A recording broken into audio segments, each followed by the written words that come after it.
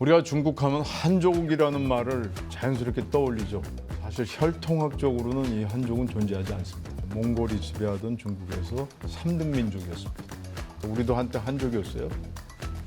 지금도 중국 사람들은 사마천을 중국 역사의 아버지라고 얘기를 하죠. 이 사람에 의해서 중국의 족보가 완성이 되는 겁니다. 완성이 되는데 조작입니다. 사기라는 책을 통해서 우리한테 사기친 거죠.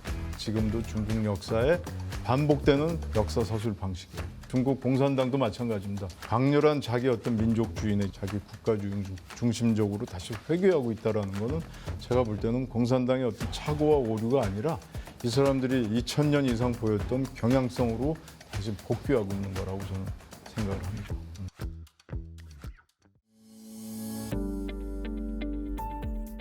안녕하세요. 유광종이라고 합니다. 제 소개부터 간단하게 드릴게요. 저는 사회생활을 언론에서 시작했습니다. 그래서 한 23년 동안 언론 생활하면서 주로 타이베이 그리고 베이징 중화권 다니면서 특파원을 좀 오래 했고요. 2012년에 다니던 회사에서 잘렸습니다. 잘린 건지 나온 건지 어쨌든 그만두고 나와서 뭐 책도 내보고 뭐 이것저것 하다가 나중에 보니까 또 그 신문에 글을 쓰고 있습니다. 그래서 지금은 조선일보의 유광종의 차이나별곡이라는 칼럼을 지금 2018년부터 지금까지 한 만 8년 채 안 되는 그 기간 동안 연재하고 있습니다. 그래서 직업적으로 보면은 언론인, 직업적인 정체성으로 보면 글쓰기, 언론인 이렇게 이해하시면 됩니다. 오늘은 좀 중국에 대해서 좀 여러분들과 한번 나눌 수 있는 얘기 중에 일반적으로 우리가 통념적으로 갖고 있는 중국에 대한 일반적인 어떤 생각 그거를 좀 넘어서는 몇 가지 요소들을 좀 끌어들여 갖고 거대한 중국을 좀 설명을 드리려고 해요. 우리는 대부분 보면 저 중국에 대한 기본적인 저런 게 있어요. 그러니까 중국을 인지하고 인식하는 어떤 루트가 있습니다. 그래서 노노, 맹자, 공자, 그죠? 아주 고색창연한 중국의 고전과 이런 걸 바탕으로 하거나 심지어는 아주 친숙한 삼국연의를 중심으로 중국을 바라보는 경우가 많죠. 여러분들 어때요?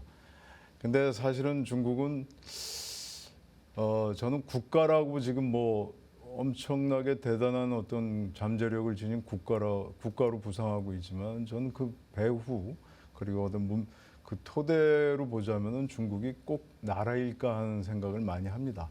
우선 여러분들한테 한번 말씀을 드릴게요. 유럽 여러 민족 국가, 뭐 스페인, 프랑스, 독일 뭐 다 포함해 갖고 거기다가 러시아 중에 이제 시베리아를 제외한 러시아 일원까지 합치면 약 1060만 평방킬로미터가 나오거든요. 면적. 우리 여러분들 아시겠지만 우리 남한, 남쪽, 우리 대한민국의 국토 면적은 약 10만 킬로 정도. 10만 평방이죠. 중국은 960만 평방입니다. 아까 말씀드린 유럽 연합하고 러시아 일원까지 합치면은 1060만. 이 크기를 여러분들한테 제가 우선 거론하는 이유는 960만과 1060만은 거의 비슷한 크기인데 왜 중국은 하나의 단일 국가고 유럽연합은 뭐 이전에 로마 제국도 있었지만은 지금 흩어져 갖고 민족 국가로 이렇게 분화된 그런 구조를 갖고 있는데 비슷한 크기에 중국은 그럼 유럽연합 여러 국가의 여러 요소들을 가지고 있다고 봐야 될까요? 아니면은 그냥 원래부터 한 모습이었다 이렇게 볼까요? 저는 자연스럽게 생각해 보면은 중국은 유럽연합에 맞먹는 그런 굉장히 복잡한 이질적이면서도 다양한 요소들이 뭉쳐 있다라고 저는 생각을 합니다. 우선 여러분들한테 이제 우선 이 화면에 보이는 이런 글자를 먼저 한번 떠올려 볼게요. 그러니까 비에트라는 족. 우리가 지금 비에트라고 하면은 우리가 나라 이름으로도 지금 나가 있죠. 비에트남, 베트남이죠. 비에트남인데 중국에선 이 비에트라는 존재가 일찌감치 사서에 월이라는 글자로 등장을 합니다. 이 월이 개념적으로 따지면은 중국 남부 지역에 광범위하게 흩어져서 쌀을 지어 먹는 사람으로 등장을 해요. 오월 동주할 때 오나라 월나라 그 월입니다.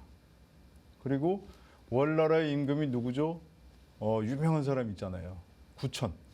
이 사람이 전쟁에서 오나라한테 져갖고 적국에 끌려가서 포로 생활할 때 그죠? 그 원한을 되새기고자 해서 섭에 누워서 쓸개를 빨았다라는 와신상담. 그러니까 여러분 이 월이라는 나라는 사실 중국 역사에 뚜렷한 자취를 남긴 존재인데 이 사람들은 과연 어디로 갔는가? 중국 남부에 그대로 살고 있는가? 아니면은 중국이라는 개체의 단일한 강력한 한족 중심의 어떤 집단에 의해서 흡수가 돼갖고 동화가 됐는가? 이런 여러 가지 물음들이 필요하잖아요. 그래서 제가 지금 드리는 말씀은 우리가 이제 시공을 좀 거슬러 올라가고 신석기 말, 그러니까 지금으로부터 3,000년 내지 4,000년 전의 모습으로 들어가서 중국을 봤을 때 지금 유력한 고고학적인 증거로 볼 때 어떤 모습들이 나타나는가를 할 때 우선 먼저 이 비에트를 먼저 소개합니다. 이거는 중국 남부 절강성 항주 옆에 하모도라는 박물관이 있어요. 국가 1급 박물관이어서 매우 중요한 박물관인데 이런 모습들의 여러 가지 그쪽에 나온 인골을 갖고 파보면은 이런 모습에 이제 인골이 나오고 인골을 토대로 해가지고 살을 붙여보면은 이런 사람들의 모습이 나와요. 이게 어떤 특징이냐면 일단 코가 펑퍼짐하고 입술이 두텁습니다. 이게 중국 남부인의 특징이에요. 그래서 지금 여러분들 우리 절강성 남쪽으로 더 내려가도 상당히 광범위하게 이 사람들과 유사한 혈연성을 가진 사람들이 존재합니다. 그래서 광범위하게 중국의 이 비에트 월이라고 하는 사람들이 하도 많이 퍼져 있어갖고 이른바 중국 사서에서는 백월, 일백백자라는 건 100가지가 아니라 수도 없이 많은 비에트족이 존재했다라는 이 컨셉이 나옵니다. 여기에 지금도 이 땅을 파보면은 항주 인근에 이 사람들이 살았던 터전에서 땅을 파보면은 수십 톤, 수톤에 걸친 벽시가 나와요. 벽시는 지금 땅에 나오는 순간 탄화가 돼갖고 새카맣게 변하긴 합니다만 어쨌거나 이 땅에서는 계속 쌀이 나오는 거예요. 근데 동시대의 중국에서는 쌀을 구경 못했던 사람들이 살고 있었고 북쪽에 살았던 이른바 중국 중원이라고 얘기하는 중국 북쪽 지역에 뭉쳐 있었던 지금 중국 사람들의 원류라고 해도 좋겠죠. 상당히 주종인데 주류인데 그럼 그 사람들의 주식은 뭐였나? 그 사람들의 주식은 쌀이 아니었습니다. 쌀은 구경도 못했었죠. 대부분 기장, 수수, 조 이런 식의 주식이 돼요. 그러니까 혈연이 다르고 생김새가 다르고 그리고 주식이 달라고. 그러면 당연히 언어가 달랐겠죠. 이런 식의 엉뚱한 사람들이 곳곳에서 등장을 합니다. 네, 질문이 하나 있는데요. 그 옛 중국의 비핵과 현재 베트남, 비엔남의 상관관계가 무엇인지 궁금합니다. 예, 사실 그 비에트나 이 비에트나 비슷하죠. 근데 혈통적으로는 유사성이 있고 지금 사실 언어학적으로도 지금 베트남의 언어랑 중국 남부 지역의 어떤 유사성 있는 언어 계통들이 꽤 있어요. 그러니까 만다린이라고 얘기하는 표준어 말고 중국 지역 언어 그리고 생긴 것도 비슷한 경우가 참 많습니다. 그래서 사실 혈통적으로 연결이 돼 있는데 그나마 이제 국가적인 개념으로 이제 현대 중국이 생기고 그러면서 이제 많이 지금 분화가 됐죠. 그래서 혈연적인 유사성, 언어적인 개통성 같은 거는 분명히 존재를 하지만은 어쨌든 지금은 중국인이 됐고 저쪽은 베트남이 됐고 베트남뿐만 아니라 비에트에 속하는 사람들이 대부분 중국하고 연륙해 있는 땅이 연결되어 있는 미얀마 내지는 태국 북부 이런 사람들하고도 유사성이 다 있는 거예요. 단지 그 사람들은 이제 지금 국적으로는 중국인이 한쪽은 중국인이 됐고 한쪽은 저쪽 뭐 미얀마라든가 태국 사람으로 돼 있는 거죠. 그리고 더 내려가면은 우리가 서남 쪽으로 사천성 여러분들 지금 마라탕 좋아하시죠? 한국에서 매우 유행하죠 마라탕. 마라탕의 원산지가 이제 중국 사천성인데 스촨 이렇게 얘기하는데 거기에 지금부터 한 2000년 채 안 되는 시점에 누가 거기 가서 깃발 꽂았어요. 촉한이라고. 촉한 어디서 많이 안 들어보셨어요? 유비가 제갈량 이런 관우 장비 데리고 가서 여기 우리 땅이야 하면서 촉한이라는 국호를 만들고 땅을 자기네 땅이라고 선포한 그 시점을 중심으로 2000년 전, 1500년 전에 엉뚱한 사람들이 살았습니다. 유비랑은 전혀 관련이 없는 사람들이에요.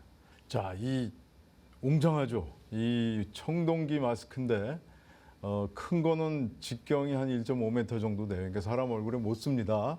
어쨌거나 제사와 의례를 중심으로 만들어진 제가 볼 땐 청동기 마스크가 1987년도에 수만 점이 쏟아져요. 여러분들 생김새 보세요. 눈 툭 튀어나오고 귀만 하고 이상하게 생겼잖아요. 이 사람들 이 청동기는 과연 중국의 본류, 그러니까 황하 유역에서 존재했던 그 청동기랑 과연 무슨 연관성이 있을까? 없습니다. 1987년도에 발굴이 됐지만은 중국에서는 아직 이 문명의 내원, 유래 그리고 발원에 대해서는 아직 정식적으로 공식적인 해석을 못 내리고 있어요. 심지어는 여기 금박 흔적이 있는데 금박, 이 청동기 마스크에 금박한 흔적이 있는데 금박의 기법과 그 여러 가지 어떤 그 양태 같은 걸 보면 오히려 중국보다는 아프리카 계통, 이집트 계통 이쪽이랑 연원이 있고 그리고 상아가 발굴이 됩니다. 1987년도에 같이 상아가 나왔는데 상아 길이가 90cm 정도.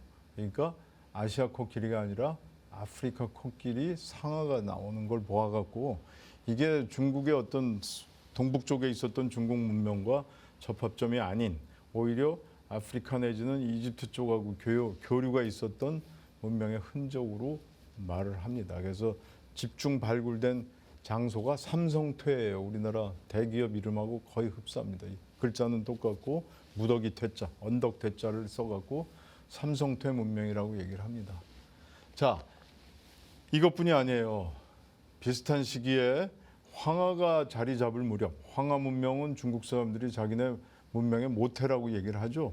사실은 별로 근거가 없습니다. 그거보다 더 빨리 지금 중국 땅에서는 이 하모도 아까 말씀드린 도작, 쌀 먹는 문명 그리고 이 사천성은 황하 문명보다 시기적으로 뒤입니다. 늦습니다. 하지만은 더 동북쪽 지금 여러분들이 흔히 알고 있는 만주라는 지역에는 홍산 문명이 있었어요. 홍산, 붉은 산, 지명입니다. 이곳에 여신상이 나오고 거대한 제사터가 나오고 건축 흔적이 나옵니다. 여러분들 아시겠지만은 신석기 문명에서 이제 우리가 본격적인 문명식으로 들어갈 때는 사람이 조직이 돼야 돼요. 사람이 인력이 조직이 되고 국가적인 어떤 동원 능력이 있어야지만 거대한 터를 닦고 거대한 건물을 짓습니다. 근데 이 홍산 문명에 등장하는 상당히 큰 제사터, 건축 흔적 같은 경우는 보통 준국가 내지는 국가의 부족에서 더 이제 국가로 넘어가는 그 단계에서 일정한 정치 조직이 존재했다라는 점을 많이 말해주고 있어요. 이걸 홍산 문명이라고 얘기를 합니다. 그리고 여러분들 흔히 우리가 잘 아는 황하 문명입니다. 황하는 저 상류 지역부터 그러니까 서쪽에서 이렇게 동쪽으로 흘러내리는데 서쪽에서 발원은 했겠지만은 집중적으로 이 황하는 범람을 합니다. 토사가 함유량이 45%예요. 물을 제가 이렇게 마시는 물 이 안에 토사가 흙이 한 45% 섞여 있다고 생각을 해보세요. 이거 먹을 수 있어요? 못 먹지? 하지만 이 강의 흔적은 뭐냐면은 강의 대단한 공력은 뭐냐면은 재앙을 부릅니다. 이 토사가 45%까지 쌓여 있다는 건 뭐냐면은 금방 내려앉죠. 침전이 됩니다. 퇴적이 되고 하상이 빨리 높아져요. 그래서 범람을 합니다. 홍수가 비가 많이 내리면 범람이 잦다라는 거죠. 그러면 어떻게 돼요? 퇴적된 땅은 어떻게 됩니까? 그 위로 물이 넘쳐갖고 끊임없이 퇴적을 하죠. 자, 그 땅을 한번 잘 살펴보세요. 그 범람이 많은 땅은 특징이 있습니다. 물러요. 그죠? 아주 단단하게 다져진 땅이 아니죠. 손가락 내지는 나무떼기로 농사가 가능한 지역이죠. 그래서 이 중하류 지역, 황하의 중하류 지역은 옛날부터 원시 농경이 가능했던 지역으로 간주를 해요. 그러니까 청동기나 철기가 오기 전에도 나무로 쉽게 땅을 파갖고 농사를 지을 수 있는 그런 경우. 그렇게 되면은 원시 농경이 가능하면은 어떻게 됩니까, 여러분? 농사가 쉬워지면 사람들이 많이 모이겠죠. 많이 모이게 되면 어떻게 돼요? 계속 넘쳐나는 범람하는 황하를 막기 위해서 조직을 하겠죠. 대규모 정치 조직이 생기는 겁니다. 동원 조직이 생기고 인력이 많이 생기고 그러면서 국가 형태가 가장 빨리 발전할 수 있는 지역이 되는 거죠. 그러기 때문에 중국 문명은 이 사실 황하를 모태로 봅니다. 빨리 사람들이 조직이 되었고 국가 조직에 준하는 사람들의 집단이 일찍 형성이 된 거죠. 이래서 중국 문명은 사실은 황하 중심으로 보는 경향성이 뚜렷했습니다. 하지만은 고고학적인 증거가 계속 나오고 그러니까 고고학적인 기술이나 여러 가지 어떤 학문적인 발달로 인해 갖고 도처에서 중국이 비에트도 나오고 그죠? 쌀 먹는 사람들도 오래전에 존재를 했고 이상한 청동기 문명 마스크를 갖고 있던 사천성 성도의 삼성태 문명도 일찌감치 존재를 했고 그리고 동북 지역에 황하보다 훨씬 연원이 한 크게 잡으면 한 1000년 빠르다 그래요. 한 8000년 전, 8000년 전부터 동북 홍산 지역에 일찌감치 성숙한 문명이 있었고 하지만은 지금은 중국은 중국 땅에 있는 모든 발굴된 현장이나 고고학적인 여러 가지 증거를 중국 중심의 역사로 설명을 하고 있죠. 그래서 중국은 어쨌든 다문명적인 어떤 기원 같은 거를 인정은 하면서도 그게 한족 중심으로 쉽게 빨리 형성이 됐다라는 주장을 내세우면서 자기네 이걸 일괄된 계보를 세웁니다. 우리가 중국 하면 한족이라는 말을 자연스럽게 떠올리죠. 한족은 사실상 중국의 주류 14억 인구의 92%, 그렇다면 한 12억 가까이 되는 사람들인데 이게 중국 사람들의 어떤 본류라고 얘기를 하는데 사실 혈통학적으로는 이 한족은 존재하지 않습니다. 이건 문화적인 개념이에요. 이 한족이란 컨셉이 제일 먼저 등장한 게 사실은 원나라 때예요. 몽골이 지배하던 중국에서 한족이 처음 개념이 등장해요. 하지만 3등 민족이었습니다. 1등 민족, 4등, 1, 2, 3, 4등으로 계급 구분을 하는데 1등은 몽골, 지배계층이죠. 2등은 지배에 따랐던 추종하는 세력, 생목인입니다. 눈에 색깔 있는 사람들. 아라비아 내전 중앙아시아 사람들이죠.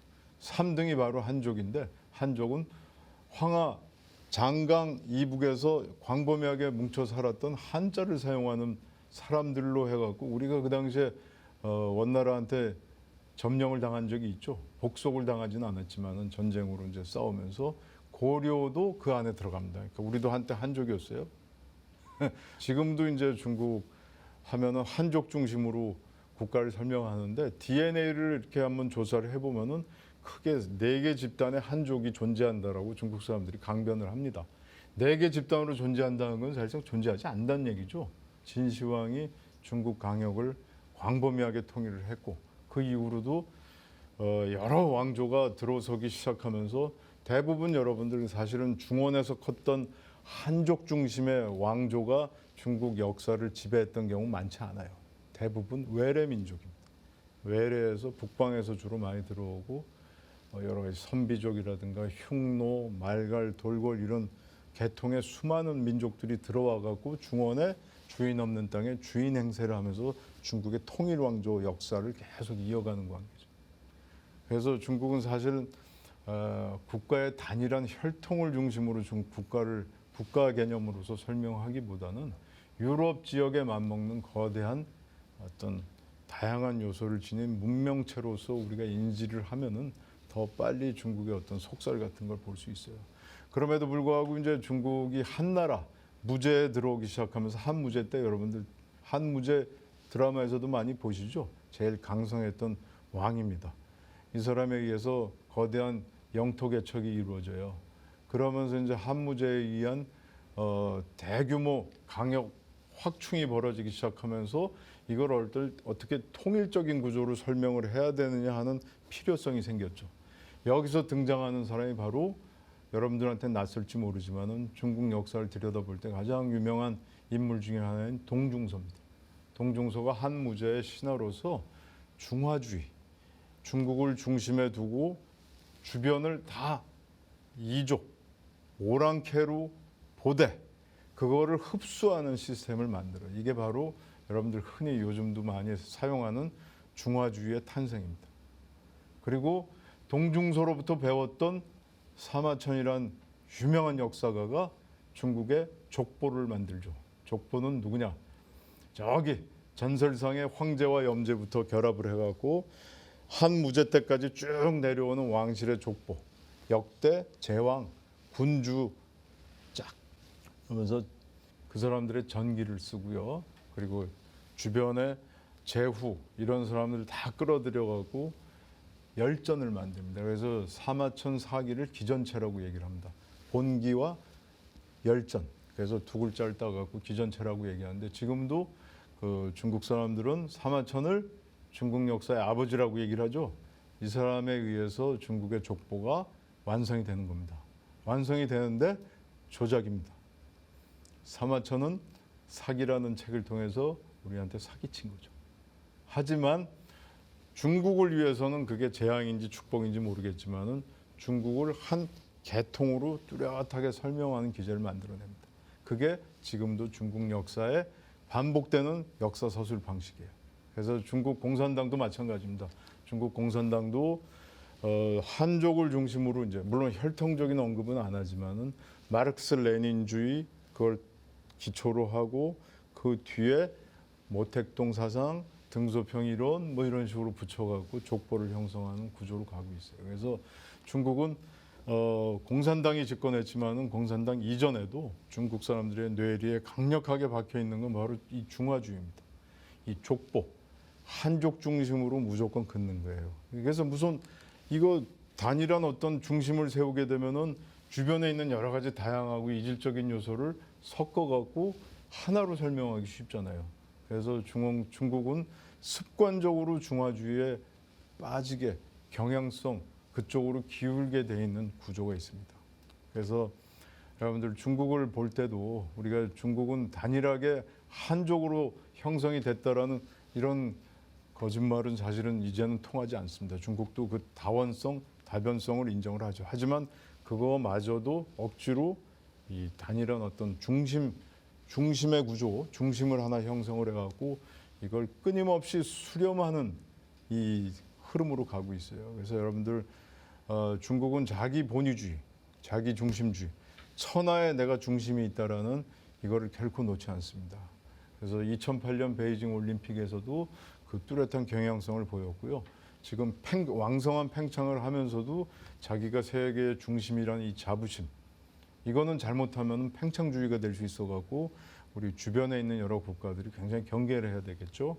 하지만 그럼에도 불구하고 공산당의 어떤 세계 보편주의 같은 건 이미 벗었고 강렬한 자기 어떤 민족주의 내지는 자기 국가주의 중심적으로 다시 회귀하고 있다라는 거는 제가 볼 때는 공산당의 어떤 착오와 오류가 아니라 이 사람들이 2000년 이상 보였던 경향성으로 다시 복귀하고 있는 거라고 저는 생각을 합니다.